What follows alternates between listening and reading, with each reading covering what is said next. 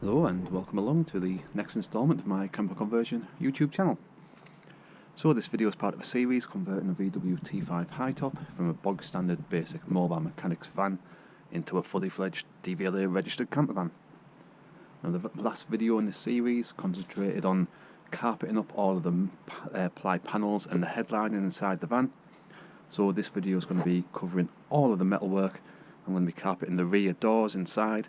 I'm going to be carpeting the sliding door, all of the metal rails going along the top in between the ply panels and the headlining, the arches on the inside, basically anywhere where there's going to be any exposed bare metal, that's going to be getting carpeted just to be sure that it can't then build up condensation and then start getting any carpet wet that might be pushing up against it. As I say, ideally inside any conversions, any exposed bare metal does want to be carpeted up. So this is the carpet I'm using. I'll put a link in the description to all of the actual items I'm actually using for this conversion. This is some really nice, super stretchy, four-way stretch carpet. As I say, I'll put a link in the description for that. For the glue wise, I always use the high temperature trim fix adhesive. That, as you can see there, is good for up to 120 degrees C. So there shouldn't be any issues with any drooping or any of the carpet peeling away from any of the metalwork. Now when you are using any spray adhesives, you do want to be using masks just for safety, and you need some really good sharp scissors for the actual carpet itself. So I'm going to be trying to get as much carpet as possible out of each strip. I'm not going to be carpeting the entire panels and metalwork in one, just in case the panels need to come back off in the future. I always carpet all the metalwork and then just screw the ply panels back in place, and when it's all finished it still looks really nice, really neat, quite professional. So I'm going to get some of this cut down, stripped down, get all my safety gear on and start getting all the metalwork inside carpeted up.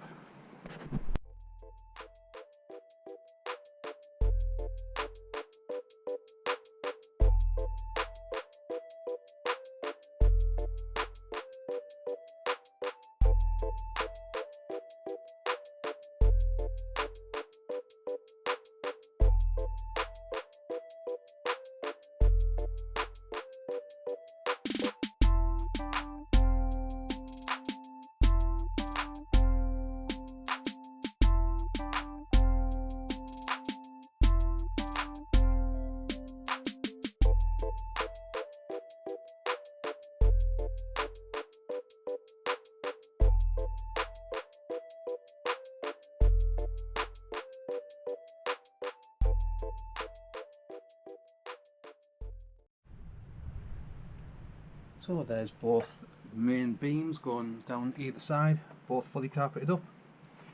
Just by putting that one panel in place, you can see that there's no exposed bare metal at all running along.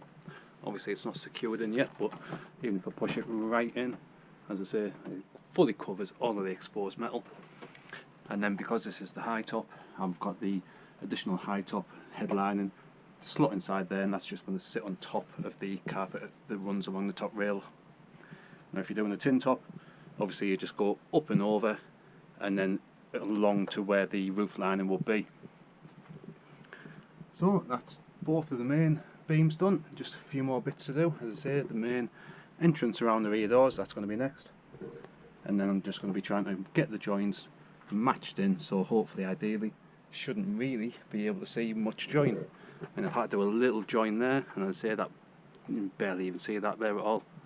So I'll get cracked on, get the rest of it done.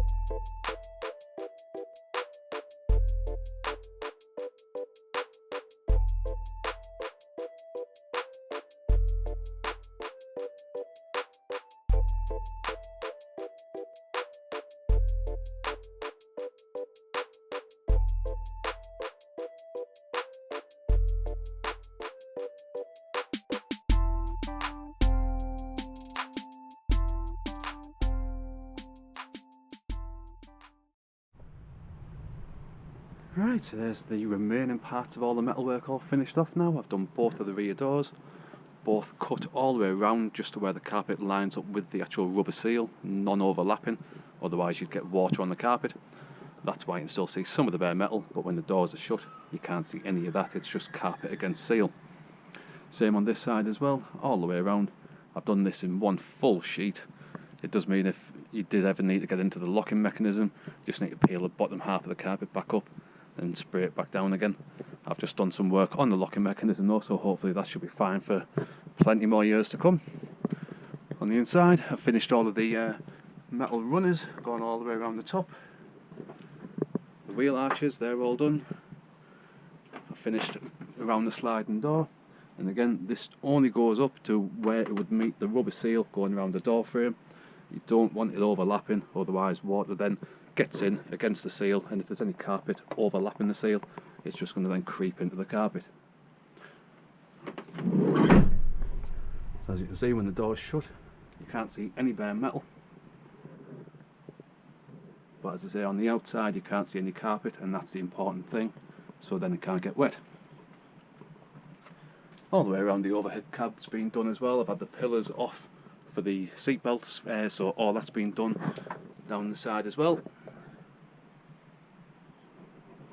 The only thing, finishing touch around here, I've got to get a replacement sliding door seal for this. As you can see, that's absolutely shot, so that's why this isn't fully tucked into the seal around the side. This is just put back on just as an interim measure, just until I get the replacement seal sorted. As you can see, all of the metalwork on the actual sliding door, that's all been done all the way around. So I think it's come out really nicely. There's the back pillar going up and over.